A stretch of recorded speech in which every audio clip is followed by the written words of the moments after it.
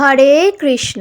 নমস্কার বন্ধুরা, আজ চলে এসেছি আরও একটি নতুন ভিডিও নিয়ে।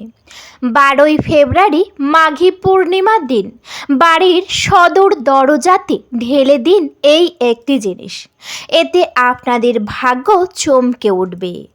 আসুন বন্ধুরা, জেনে নেওয়া যাক। তার আগে বলি, আপনাদের কাছে একটি ছোট্ট অনুরোধ। আপনারা আমার চ্যানেলে নতুন হলে অবশ্যই চ্যানেলটিকে সাবস্ক্রাইব করে আমার পাশে থাকবেন। বন্ধুরা, সামনেই আসতে চলেছে মাঘী পূর্ণিমা। এই মাঘী পূর্ণিমা পড়েছে 12ই ফেব্রুয়ারি বুধবার। এই মাঘী পূর্ণিমা অন্যান্য পূর্ণিমার থেকে একেবারেই আলাদা এবং অনেকটাই গুরুত্বপূর্ণ। এই মাঘী পূর্ণিমার দিন যদি বাড়ির সদর দরজাতে এই জিনিসটি ঢালা যায়, তাহলে আপনাদের সংসার থেকে দূর হবে সমস্ত বাধা বিপত্তি। তার জন্য প্রথম যে কাজ করণীয় তা হচ্ছে মাঘী পূর্ণিমার দিন ব্রহ্ম মুহূর্তে উঠতে হবে। উঠেই বিছানাতে বসবেন। এরপর অবশ্যই আপনাদের ইষ্ট দেবতার নামে একটি প্রণাম করবেন। তারপর বাড়িতে থাকে প্রত্যেক দিন সকালে নানান বাসি কাজকর্ম, সেই কাজকর্মগুলি অবশ্যই করে নেবেন। বাসি কাজকর্মর সাথে সাথে ঘর বাড়িও অবশ্যই পরিষ্কার পরিচ্ছন্ন করে নেবেন। বন্ধুরা, ঠিক তার সাথে সাথেই আপনারা সদর দরজা বা মেন গেট, সেই মেন গেটটিকে ভালো করে পরিষ্কার করে নেবেন। মেন গেটের সামনে কিন্তু কোনোভাবেই নোংরা আবর্জনা বা ছেঁড়া জামা কাপড়, ছেঁড়া জুতো রাখবেন না। এতে কিন্তু সংসারে দারিদ্রতা দেখা দিতে পারে। সেই জন্য আপনারা অবশ্যই করে সদর দরজা সর্বদাই পরিষ্কার রাখবেন, অবশ্যই মাঘী পূর্ণিমার দিনও। তারপর আপনারা সকালে স্নান করতে যাবেন যে কোনো গঙ্গাতে। হ্যাঁ বন্ধুরা, একেবারেই ঠিকই শুনেছেন। এই দিন অর্থাৎ এই মাঘী পূর্ণিমার দিন গঙ্গাতে স্নান করা অত্যন্তই শুভ। এতে কি হয় বন্ধুরা, শরীর স্বাস্থ্য ভালো থাকে এবং জীবন থেকে অশুভ প্রভাব দূর হয়। সেই জন্য যদি বাড়ির আশেপাশে কোনো যদি পবিত্র নদী বা গঙ্গা থাকে, অবশ্যই সেখানে গিয়ে স্নান করবেন। এবং বন্ধুরা, যখনই যাবেন আপনারা অবশ্যই করে সাথে করে একটি তামার ঘটি নিয়ে যাবেন। যদি ছোট ঘটি থাকে সেটা নিতে পারেন, বা যদি বড় ঘটি থাকে সেটিও অবশ্যই নিতে পারেন। এরপর যখনই আপনারা গঙ্গাতে নেমে স্নান করবেন, আপনাদের পূর্বপুরুষের উদ্দেশ্যে তর্পণ করতে পারেন। স্নান করার সময় অবশ্যই মা গঙ্গার নাম করবেন এবং প্রণাম করবেন। তারপর স্নান সেরে উঠে আসার সময় আপনারা কিন্তু সেই ঘটি করে 1 ঘটি পরিমাণ জল নেবেন। প্রথমেই সেই জলটিকে নিয়ে আপনারা কিন্তু অবশ্যই সূর্য দেবতাকে অর্ঘ্য দেবেন। কিন্তু আপনারা স্নান সেরে শুদ্ধ পোশাক পরে নেবেন, তারপরেই সূর্য দেবতাকে অর্ঘ্য দেবেন। যখনই অর্ঘ্য দেবেন সেই জল গিয়ে যেন আপনাদের পায়ে না পড়ে, ঠিক তেমনভাবেই একটু দূরের দিকে হাত বাড়িয়ে তারপর সূর্যদেবকে অর্ঘ্য দেবেন। বন্ধুরা, এরপর আবার সেই ঘরটিকে একেবারেই পরিপূর্ণ করে গঙ্গার জল নিয়ে আসবেন। যদি পারেন 2টি ঘট নিয়ে যেতে পারেন একসাথে নিয়ে আসার জন্য। আর যদি বড় ঘট হয় সেখান থেকে কিছুটা সূর্যদেবকে অর্ঘ্য দেবেন এবং বেশ কিছুটা যা থাকবে সেটিকে নিয়ে আপনারা বাড়িতে চলে আসবেন। এরপর সেই ঘটিটিকে অবশ্যই ঠাকুর ঘরেই রাখবেন।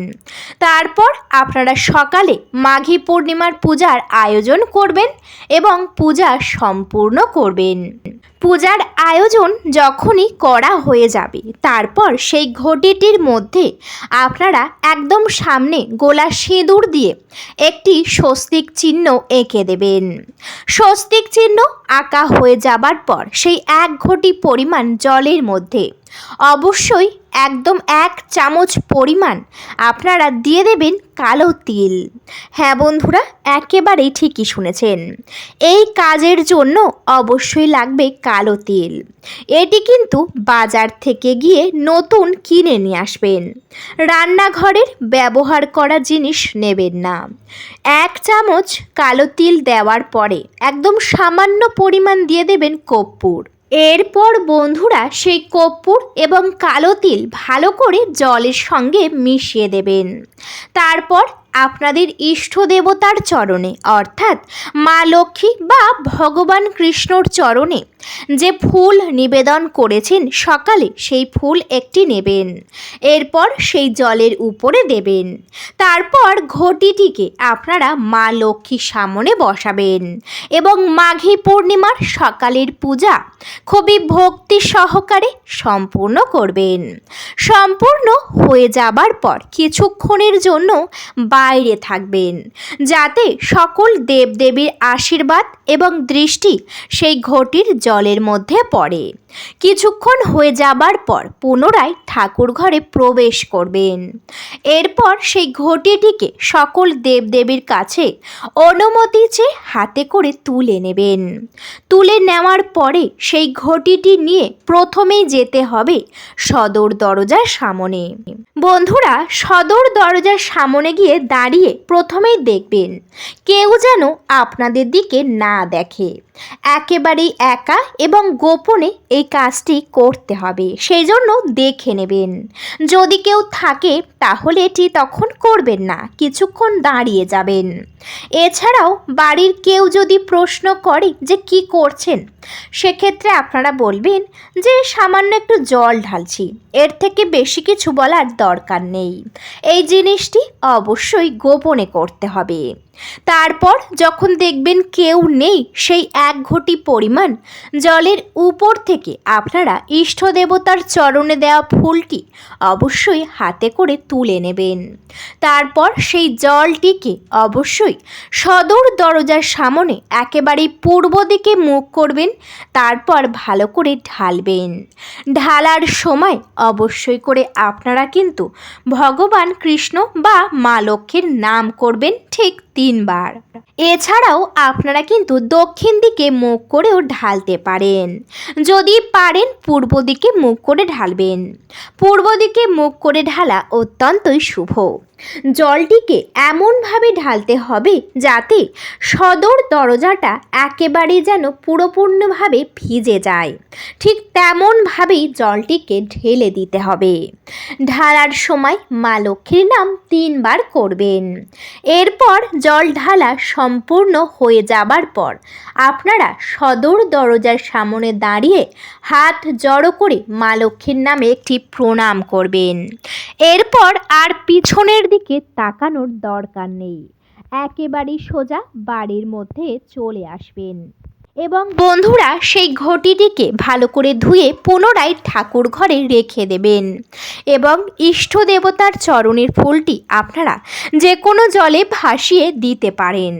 এরপর সকালে যে মাঘী পূর্ণিমার পূজা সম্পূর্ণ করেছেন সমস্ত ভোগ তুলে নেবেন। তুলে নিয়ে সবাইকে দেবেন, প্রসাদ হিসাবে যেন সবাই গ্রহণ করেন এবং আপনারাও অবশ্যই গ্রহণ করবেন।